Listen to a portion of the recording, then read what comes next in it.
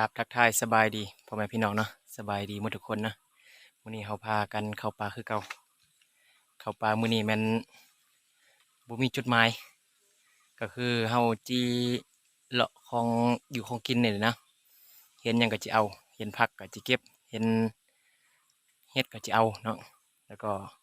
เฮาก็เอาปืนมาพร้อมแล้วก็เห็นสัตว์ก็สิได้ยิงเขาเนาะฮะจะได้ก็ติดตามเบิ่งนํกันเนาะว่ามื้อนี้เฮาสิได้หยังแดมาคนเดียวคือเก่ามาไก่บ้านนี่นะครับก็เนาะมาตามห้วยไปซอกเบิ่งเห็ด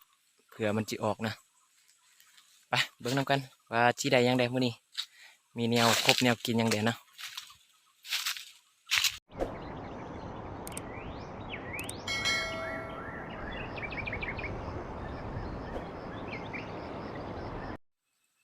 ทุกคนห้างเพิ่งห้างใหญ่อยู่ประมาณ60-70 เซน70 ซนเนาะหรือว่าเกือบฮอตแมทพู้นแหละความยาวนี่ไก่บ้านซื้อแต่ว่าเสียที่มีคนไม้นี่อยู่พี่มันคันว่ามีคนไม้ในนี่มันเอาของกันบ่ได้นะทุกคนเนาะนี่คือจะเป็นอีก2 เดือนเขาก็จะมาเอาละห้างใหญ่อยู่นี่ต้นมะชกเห็ดได้เห็ด2-3 ใบกำลังออกดอกหน่อยยังบ่ทันบานเด้นี่เนาะหน่อยก็เอาเก็บไปจังซี่เลยเนาะชอกผักแกงใส่ตึม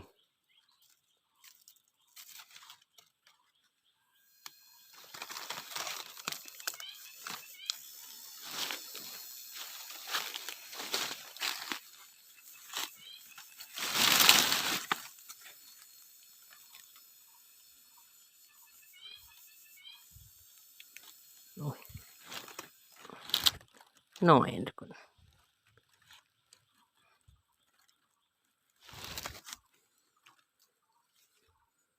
หมดนี่พอได้มีแนวปนกัน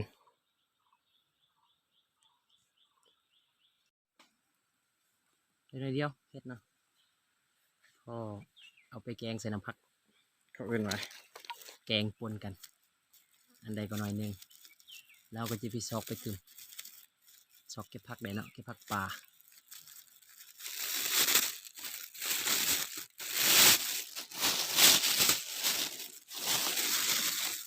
เบิ่งทุ่งยางบักใหญ่ๆ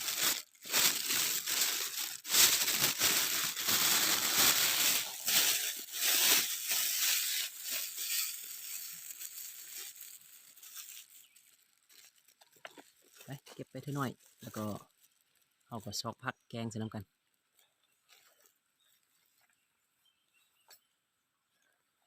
ไปซอกอีกเพื่อจีได้ตึมแล้วก็เขาก็คอยจอบมือตามห้วยเนาะเพื่อได้ยิงนก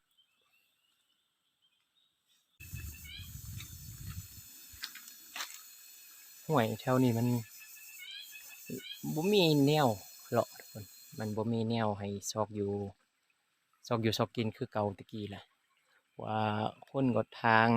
ส่วนทางให้เด้เนาะก็เลยเฮ็ดให้มันแห้งแล้งค่ะตะกี้หาอยู่หากินก็ลำบากเขาเรื่อยๆเนาะเดี๋ยวนี้เนาะไปติดตามเบิ่งว่าเฮาสิได้มีหยังเด้ตกลงนี่หายโอ้นี่ยิงนกสาดตัวหนึ่ง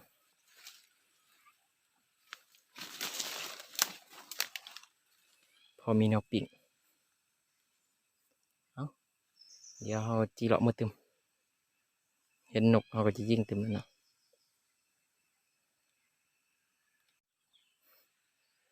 มันบ่มีหยังทุกคนห่วยนี่เห็นนกสาดตัวหนึ่งก็เลยยิงมันซะเนาะพอมีแนวปิ่งตัวแรงเนาะได้1 แต้มแล้วเราก็ซอกไปนี่แหละเลาะไปหาอยู่หากินนะได้ก็เอา ได้หน่อยก็เอาไปเบิ่งนำกันอีกติดตามเบิ่งนำกันอีก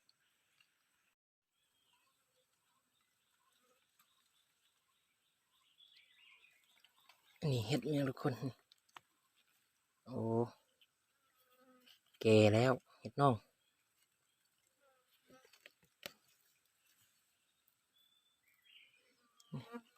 มี2-3ใบ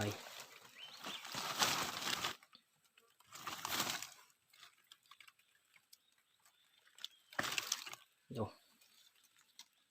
แก่เอาไปจูน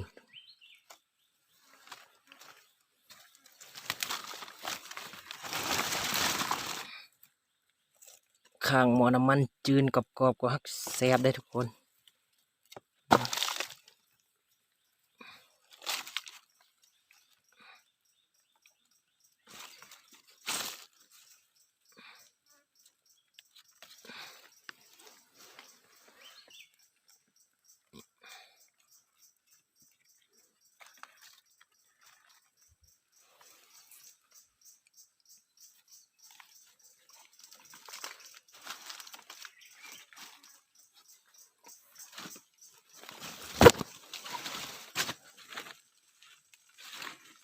นี่ทางนี้ตึง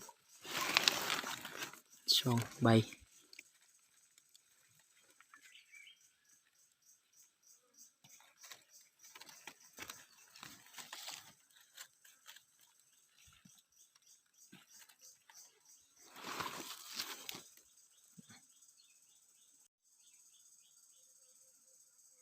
ฮ็ดแก่ทุกคนเอาไปจืนก่อนจืนกรอบๆก็ฮักแซ่บอยู่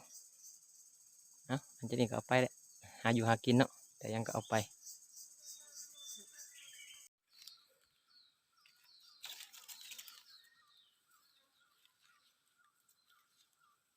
ผักเนา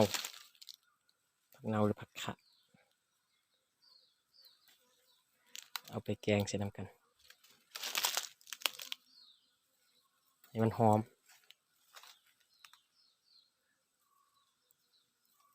มัน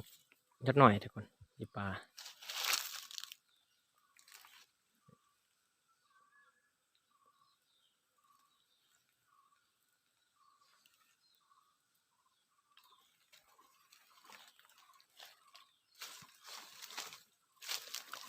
ต้นใบใหญ่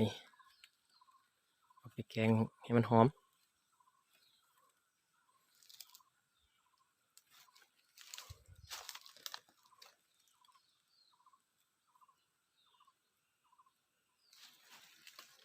บางคนมันเหม็นผักเนาแต่ว่าแกงหอมพอไปแกงใส่ให้มันมีกลิ่นหอมแซ่บอยู่ไปเอาไปซอกตึมซอกแนวกินตึมอันนี้เขาเอื่นมาเห็ดบ่ทุกคนมินมันคือเป็นยังไง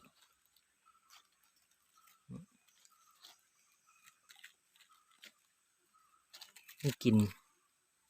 นเหม็น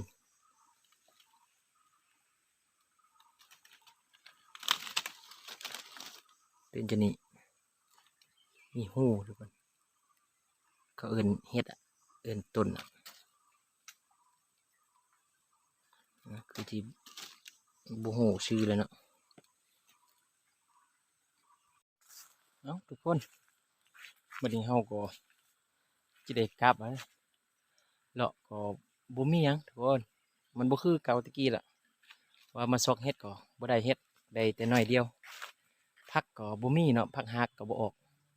มันเป็นน้ำมันแห้งแล้งล่ะทุกคนมันบ่คือเก่าเฮาก็สิพากันกลับละปืนก็เกือบบ่ได้ยิง